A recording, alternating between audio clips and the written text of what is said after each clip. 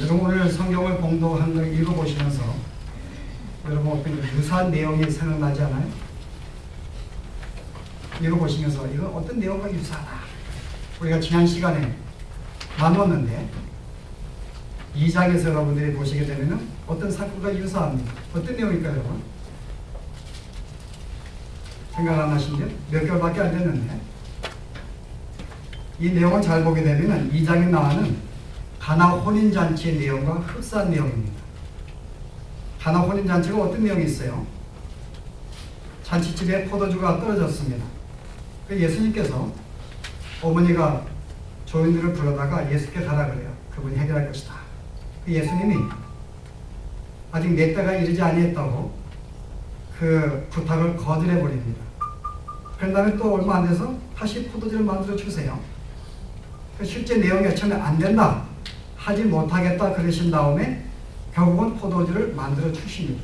오늘 내용은요, 이스라엘의 명절 초막절을 맞았는데 이제 초막절 모든 남성들은 다 예루살렘 성전으로 올라가야 됩니다.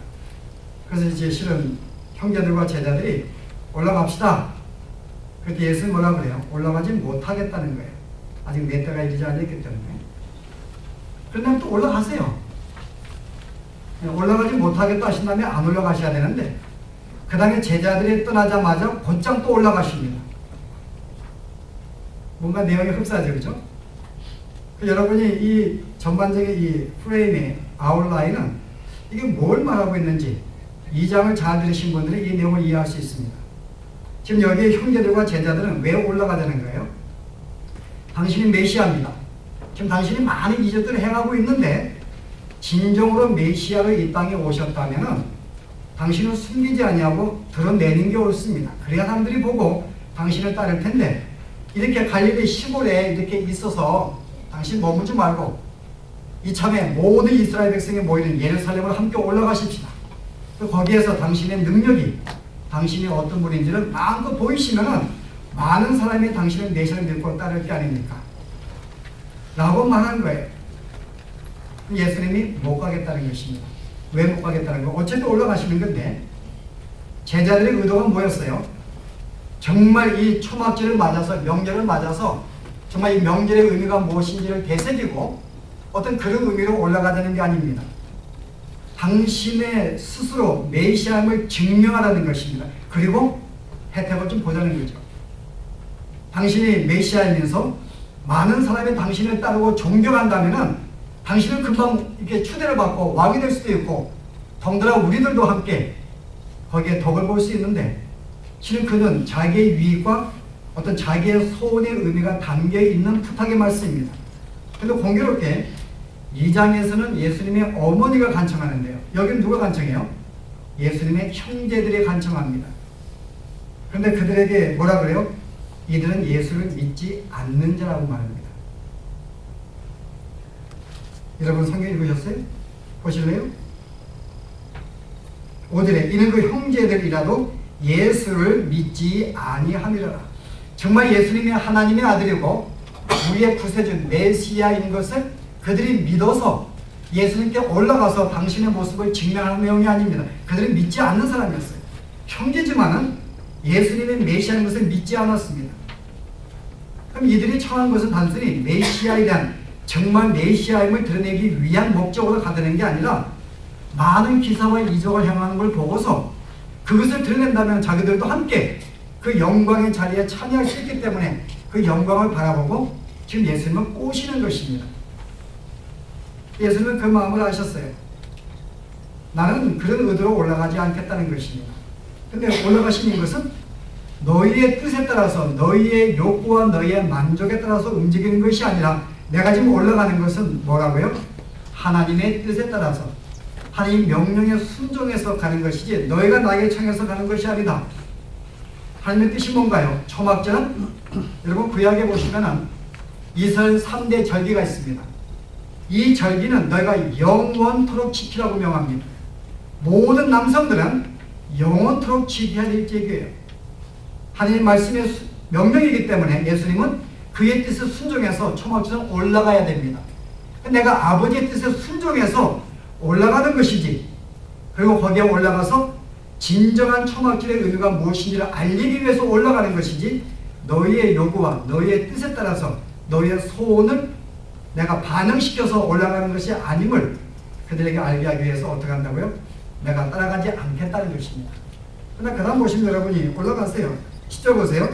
그 형제들이 명절에 올라간 후 자기도 올라가시되 나타내지 않고 비밀이 하십니다. 14절에 이미 명절의 중간이 되어 예수께서 성전에 올라가사 가르치시니.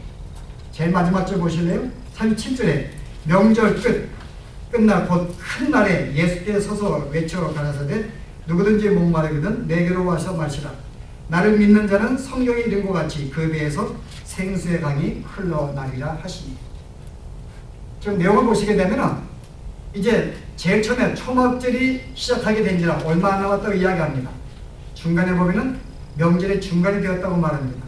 37절에 이제 명절의 끝날이 되었는데 예수님이 거기에 물가에 서서 외칩니다. 누구든지 내게로 오면은 영원히 목마르지 아니할 것이다.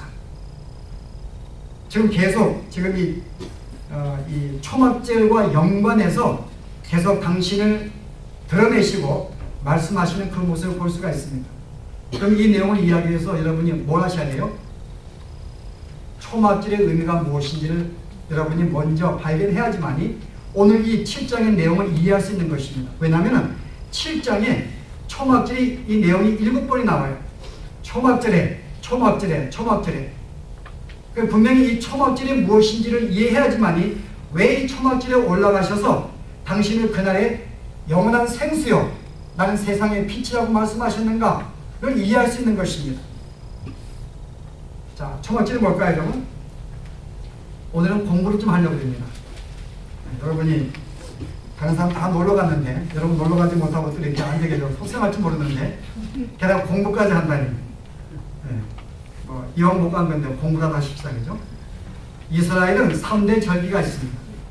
이거는 큰 명절이고 그 외에는 절기가 없어요. 여러분이 꼭 기억하는 건 혼돈하지 마십시오. 3개의 절기가 있는데 이날은 모든 이스라엘 백성이 예루살렘 성전에 올라가 지켜야 됩니다. 첫째 절기가 뭘까요? 명절이 6월절입니다. 6월절은 이스라엘 백성이 애굽의 식민지로 있었는데 하나님의 은혜로 구원받은 날을 기념하는 것입니다. 그 기념하게 된 구체적인 동기가 뭐였죠? 양을 잡아서 피를 문지방에 발랐어요. 그래서 하나님이 어떤 심판의 천사를 보내었을 때에 문지방에 양의 피를 바르지 않는 모든 그 집안 장자들은 다 죽였습니다. 근데 양을 죽여서 피를 문지방에 바른 그 집의 장자들은 죽임을 당치 않았어요. 그 당시에 이스라엘을 지배하고 있었던 애굽의 왕은 당신의 장자가 죽게 되었습니다. 그래서 이제는 그 신을 도저히 거절할 수가 없었어요. 하나님은. 그래서 드디어 이스라엘 백성을 이제 보내기로 작정하고 떠나라고 말합니다. 그 실제 이 피를 바른 이 조건으로 심판의 사자가 패스오버 지나갔다 그 말이에요. 그 집은 지나간 것입니다. 그래서 6월절의 의미가 패스오버예요. 지나갔다. 이 심판을 마땅히 죽을 수밖에 없는데 양의 피로 말미암아 그 죽음에서 면제가 된 패스오버 지나갔다는 걸 기념하기 위해서 6월절 이건 이스라엘 백성의 행사입니다. 근데 여러분 이날에는 특별히 행해야 될 해가 3가지가 있어요. 그냥 항상 이날을 기념해야 되는데 원래는 이것이 3월에 벌어진 것입니다. 3월달에. 그런데 하나님이 너희는 이것을 이 3월을 이제는 너희의 1월달로 만들려고 그래요. 정월 1월 1일로 만들려고 그럽니다. 그 실제 6월절이 원래는 3월달 우리의 집 달력은 3월달에 벌어졌는데 이스라엘 백성은 그것은 당신의 집 1월로 지키는 것입니다. 그래서 우리의 3월은 그들이 1월이에요. 이해하셨는가요? 달력이 이렇게 3개월 정도 차이가 납니다. 근데 이 날에는 여러분이 매년 행사마다 그들이 꼭 하나님이 이 날을 기념하기 위해서 잊지 말고 행사를 해야 될 일들이 있습니다. 그게 뭔가 보실래요? 자, 제가 성경을 몇 군데 보겠습니다. 손이 게으르신 분들은 찾지 않도 괜찮아요. 제가 열심히 읽어드릴 테니까요. 출애굽기 12장에 그 피로 양의 먹을 집 좌우에 설주와 안방에 바르고 그 밤에 그 고기를 불에 태워 이제 죽여서 피는 발랐지만 고기 남아 있습니다. 고기를 구워 먹고 무교병과 쓴나물을 아울러 먹되 난로나 물에 삶아서 먹지 말고 그 머리와 정강이와 내장을 다 불에 구워 먹고 아침까지 남겨두지 말며 아침까지 남은 것은 곧 불에 태우라. 너희는 그것을 이렇게 먹을지니 허리에 띠를 띠고 발에 신을 신고 손에 지팡이를 잡고 급히 먹으라. 이것이 여호와의 유월절입니다. 유월절 행사가 알죠? 신은 고기를 그날 밤새 다 먹어야 됩니다. 먹지 못한 것은 불에 태워버려야 돼요. 그리고 쓴 나물을 먹어야 됩니다. 그 다음에 무교병, 누룩이 들어가지 않은 빵을 먹게 되어 있습니다. 근데 어떤 태도를 가지고요? 그냥 먹는 게 아니죠. 신발을 신고 지금 떠날 지금 허리띠를 띠고 지팡이를 지금 여행을 지금 떠날 준비를 하면서 그것을 먹으라는 것입니다. 이게 유월절 행사예요. 제가 의미는 제가 조금 있다가 다시 설명할 것입니다. 근데 이 행사를 그들은 매년마다 지켜야 돼요. 또 하나의 행사는요. 이스라엘 백성이 가나안 땅에 들어갔습니다. 드디어. 거기에서 첫 번째 열매를 얻게 되었어요. 첫 번째 열매, 과일입니다. 첫 번째 과일을 주 앞에 드리는 날, 이게 맥추절입니다. 맥추절. 맥주가 아니에요. 그래서 뭐 성경에 또 맥주 그것도 여러분이 우리도 맥주를 그러지 마시고 맥추절입니다. 과일을 바치는 날. 근데 이 날이 언제가 하면은 6월절이 지난 50일째가 되는 날이에요. 그날이요. 그 다른 말로 오순절, 50일째이기 때문에 오순절, 오순이 50입니다. 오순절이라고 불러요. 또 다른 말로 이것은 7번의 안식일이 지난 다음에 그 다음 날에 드립니다. 그 안식일이 7일 아니에요. 7일마다 안식일이 오기 때문에 이것이 7번 지나갑니다. 그래서 7.7절이라고 그럽니다. 그러니까 여러분 성경에 나올 때 7.7절, 오순절, 맥추절 다 같은 말들입니다. 의미에 따라서 이름이 다를 뿐이지 같은 날에 드리는 거예요. 자, 다시 한번요. 오순절, 다른 말로 또 뭐예요? 7.7절, 다른 말로요? 맥추절이요. 이날은 과일을 첫날 주 앞에 드리는 날입니다. 그 과일은 내가 첫 열매를 주 앞에 드리는 날이에요. 근데 이스라엘 백성이 출애굽한 다음에 실제 언제 맥주 드리는가 하면은 모세가 시내산에 올라가서 하나님의 말씀을 받을 때가 바로 맥주절이었어요. 말씀을 받는 날, 열매를, 생명에 태어난 것을 의미합니다. 열매를. 말씀을 받은 걸 진정으로 하나님을 알게 되고 영원한 생명이 이제 싹 트기 시작한 것입니다. 그리고 예수님이 승천하신 다음에 오순절날 성령이 임하여서 온 생명들에게 생명을 부어놓고 생명을 살리는 날. 이해하시겠죠? 왜 예수님이 오순절날 성령이 오셔서 생명을 살렸는지. 바로 이게 맥주절, 첫 번째 열매, 생명이 생것을 주 앞에 드리는 날이기 때문에 말씀 받은 날, 같은 날들입니다. 근데 오늘은 동독한 말씀에는 오순절이 안 나오기 때문에 오늘 거기에 대한 생략을 합니다. 오늘 나온 것은 그 다음에 뭐야? 초막절입니다. 초막절은 이스라엘의 가나안 땅에 들어가서 이제 농사를 짓고 모든